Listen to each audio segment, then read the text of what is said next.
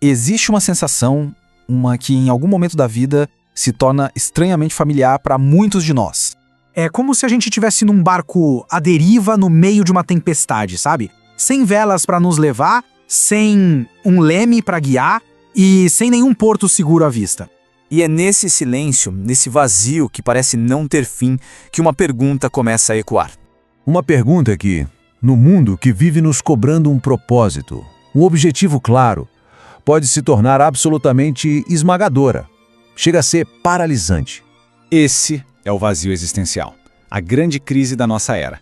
A gente vive num mundo com tanta informação, tantas expectativas dos outros, que é quase inevitável acabar se perdendo. Mas olha, esse vazio não é um sinal de fraqueza. Pelo contrário, é um convite, um chamado urgente para olhar para dentro. E é exatamente nesse ponto, no meio da confusão, que a figura do filósofo Friedrich Nietzsche se torna tão importante. Ele não veio com propósito de prateleira, não. Ele nos deu as ferramentas para a gente forjar o nosso próprio.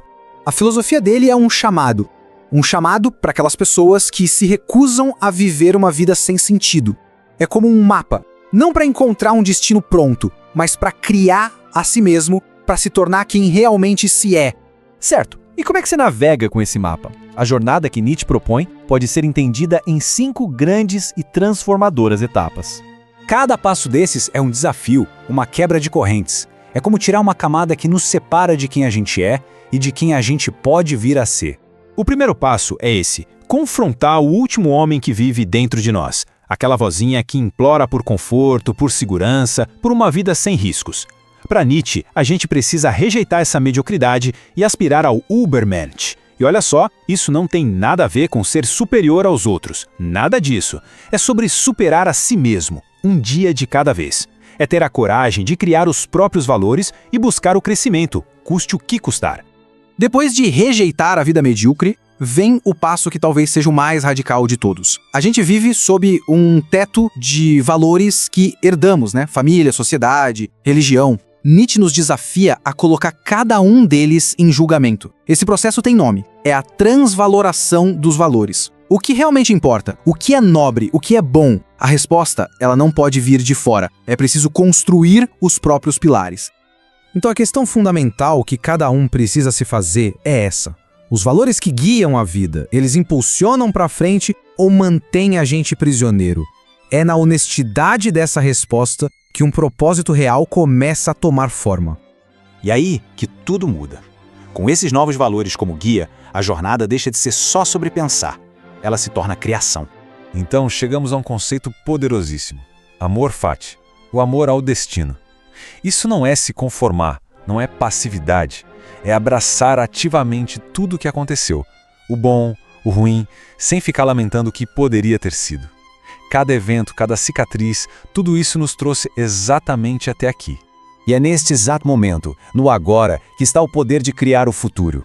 Amar a própria jornada, cada passo, cada tropeço, é a essência para transformar o passado numa base sólida. Para Nietzsche, cada um de nós é uma obra de arte. E essa obra está sempre em construção. A gente não encontra um propósito, a gente cria um. A vida se torna uma escultura nas nossas próprias mãos. E aqui vai uma lembrança importante. A ação vem antes da clareza. Não dá para ficar esperando uma grande revelação cair do céu. São as escolhas do dia a dia, os pequenos sacrifícios. São eles as ferramentas que esculpem quem nos tornamos. Agir hoje como a pessoa que se deseja ser é isso que dá forma à obra-prima. Isso tudo nos leva ao último e talvez ao mais libertador passo dessa jornada toda. A vida, segundo Nietzsche, é vontade de poder. E isso significa a vontade que todos temos de superar obstáculos, de crescer, de se tornar mais. O propósito não é uma epifania lá no topo da montanha. Ele está na alegria da escalada, na resiliência, na paixão de superar cada dificuldade. É na luta que a gente se descobre e se define. Então, no fim das contas, aquela sensação de estar perdido não é uma sentença de fracasso, é um ponto de partida. É o convite para forjar o próprio caminho, reavaliar cada valor herdado e se tornar o criador da própria vida. O propósito não está lá fora, esperando para ser encontrado. Ele está aqui dentro, esperando para ser construído. Essa jornada começa com uma única decisão, e diante de um mapa como esse, a pergunta que realmente importa não é para onde eu vou, mas sim Qual pequena ação pode ser tomada hoje para se aproximar da pessoa que se está destinado a ser? Se esta cápsula de conhecimento expandiu sua mente, há muitas outras a serem descobertas. Inscreva-se e ative as notificações para não perder a próxima dose de reflexão. Sua perspectiva é importante. Deixa nos comentários. Até a próxima cápsula.